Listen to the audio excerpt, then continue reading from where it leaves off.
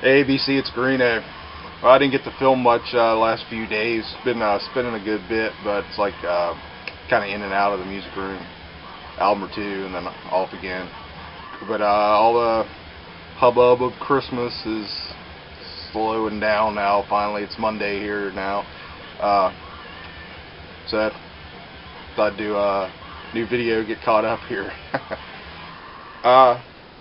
Couple new things, a trade, and then just some other stuff. It's been in just in piles and stuff out of the collection and all that. So just jump right into it. Hopefully this won't get too long.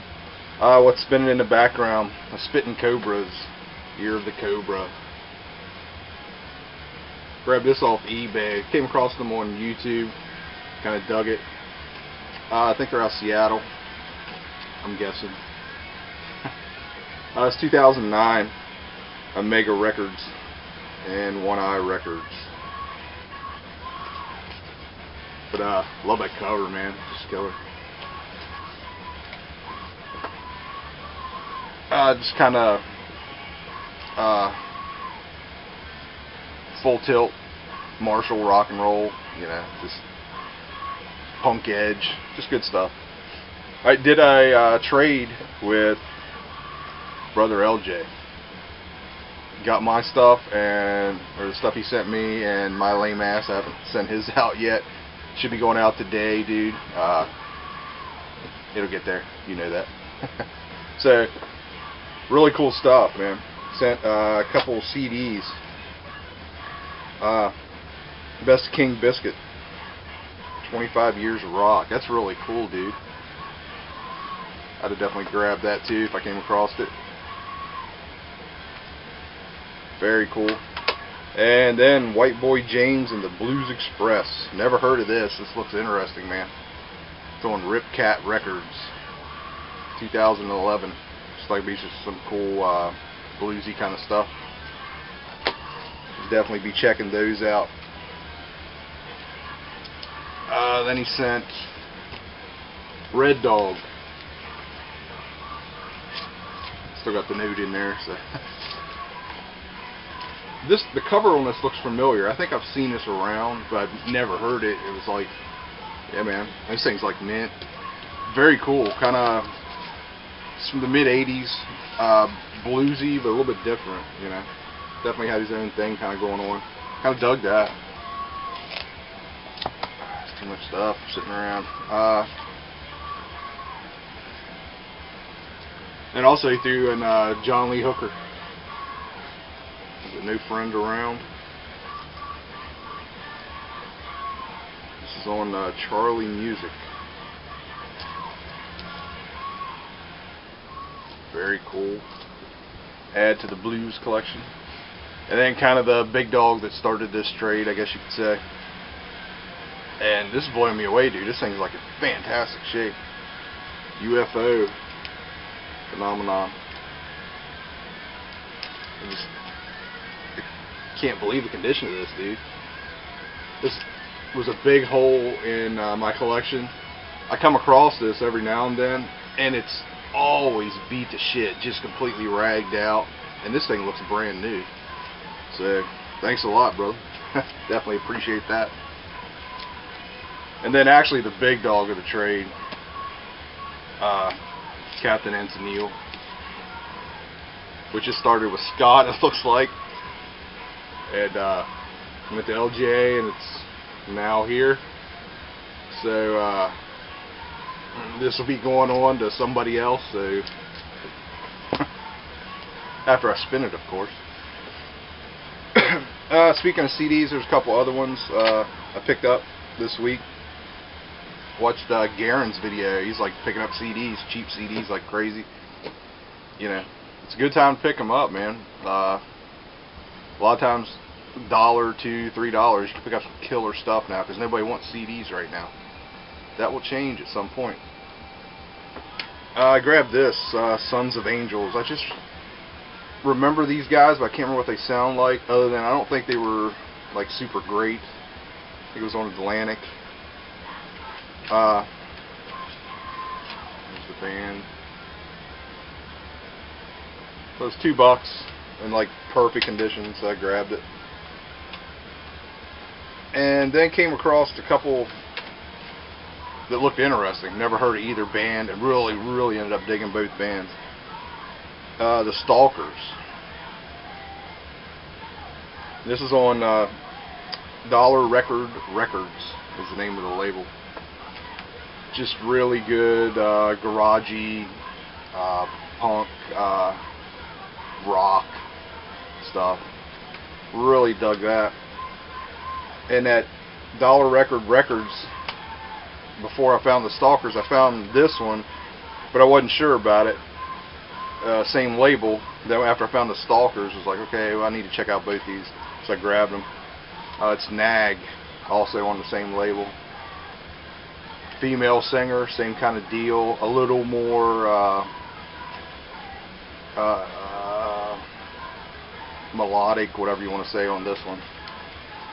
But dug both these. They were like $4 a piece, and the Nag was still sealed, brand new, so can't beat that. Alright, let's jump into the rest of it here.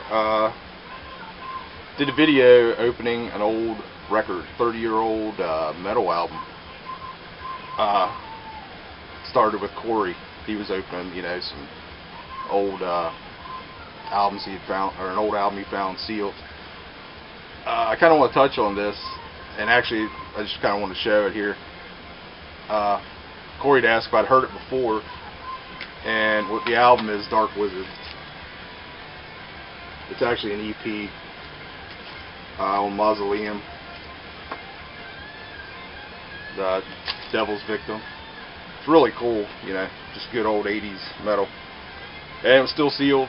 I picked that up a couple years ago at a record show, and Corey was asked if I'd heard it before, and yeah, I had the CD. It's called Mausoleum Classics, and this is actually hard to find too. Maybe a little harder to find than the vinyl. This whole series, like here's all the albums that was in the series. A lot of these were going for like 70, 80 bucks, 100 bucks at one point. I don't know what they go for now. But anyways, I kind of want to touch on the sealed record thing, man. It's like the records, you know, open them up. I don't get the sealed part of it.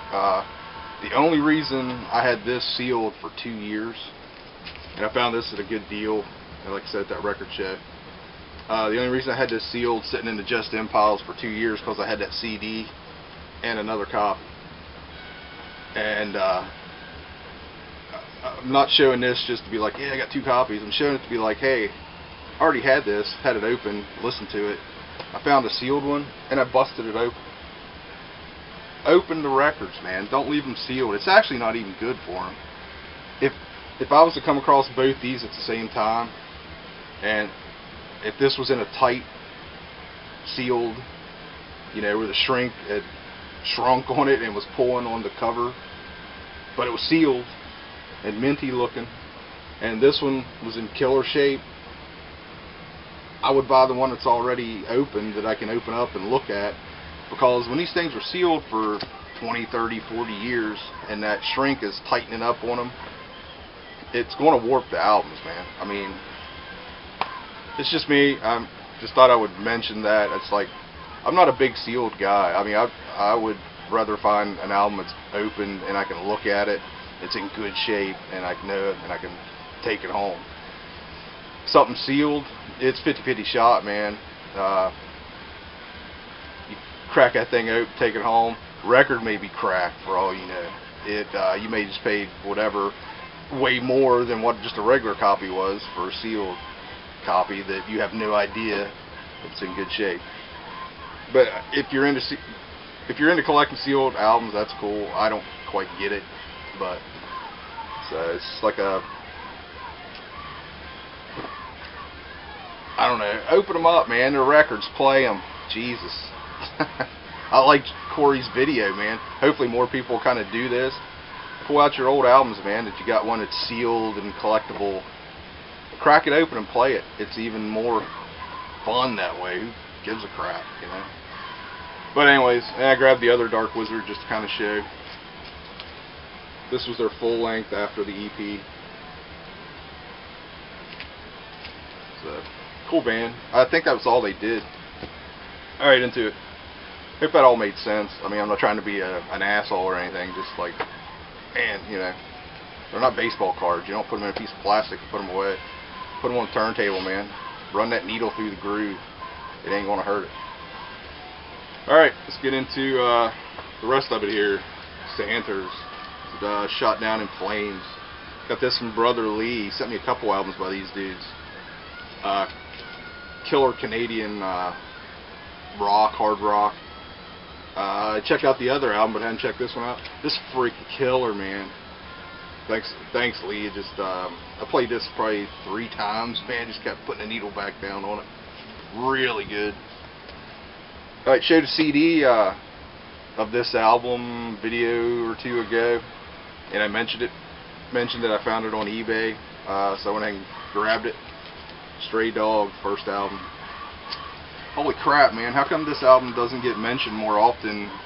You know, on the 70s hard rock lists and websites and books and all that. This is a really good album. I mean, there's 2 or 3 songs on there. It's like, okay, yeah, I could have done without those. But other than that, man, this thing freaking rocks. Really good album. From '73. And it's their first self-titled album. It's kind of cool. It's got like a textured leather feel to it. Found that on eBay for $8. I had this for a while. Pulled it out to listen to. Venom, Fallen Angels. Can't remember the year on this. Relatively new. 2011. Good album, man. Really kind of surprised me. I found this. Can't remember if it was used or new, but it was a really good price, so I grabbed it. Really good. Amble, this is 13. Typical Amble. Amble is Amble. And I think I read somewhere they're getting ready to start recording a new album right now. This was back on 2009, back whenever they were all over VH1 with the movie and all that. So, and the book. Cool album. Alright, sorry, got interrupted there. Next up, AC/DC Rock or Bust, the new album. There's the insert. What can I say about this? It's blown me away, actually. I wasn't a big fan of Black Ice. And this has a crazy cover, hopefully you can see that. Black Ice was okay, but it was just another AC/DC album to me. It didn't really catch me for some reason.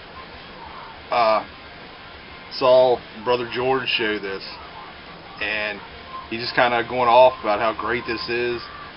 And George is a huge AC/DC fan, so I'm like, okay, George loves AC/DC, doesn't matter what they're going to put out, he's going to love it, and there's nothing wrong with that. But I was like, okay, you know, I'll check it out.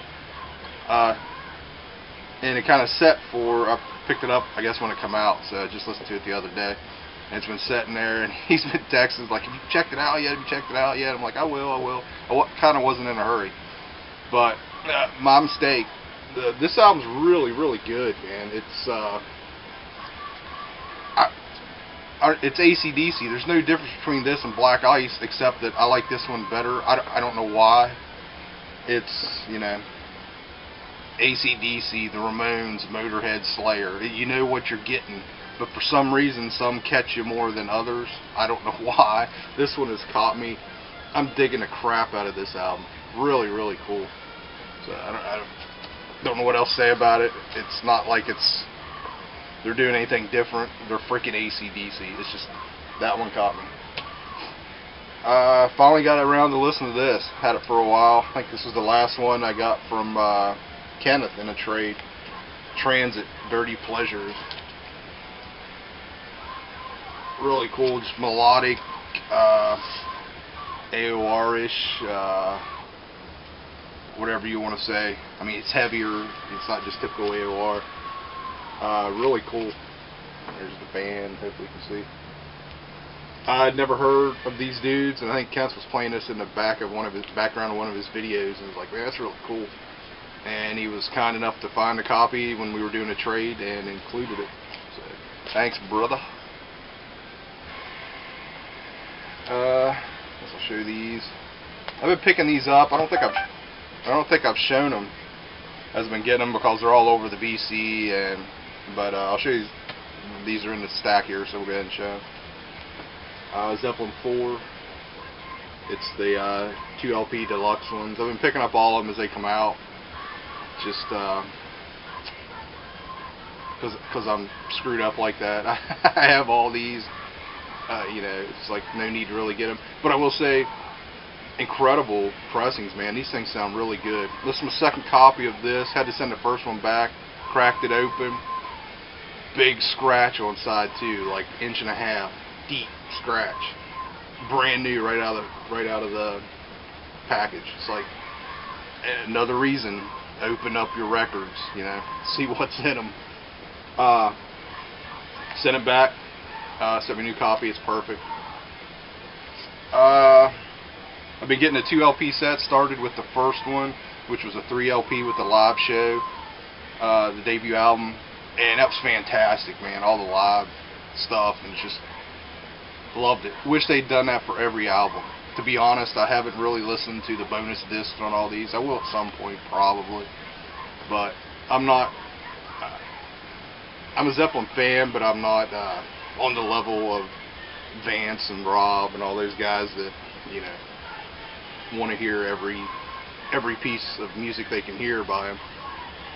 Just having the albums were enough, and probably if I had to do over, I would just pick up the single LP versions, because the bonus disc is just different mixes, whatever, outtakes, you know.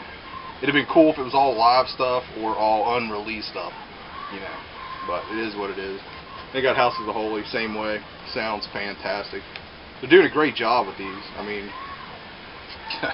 really, really good. Alright, next was Electric Flag.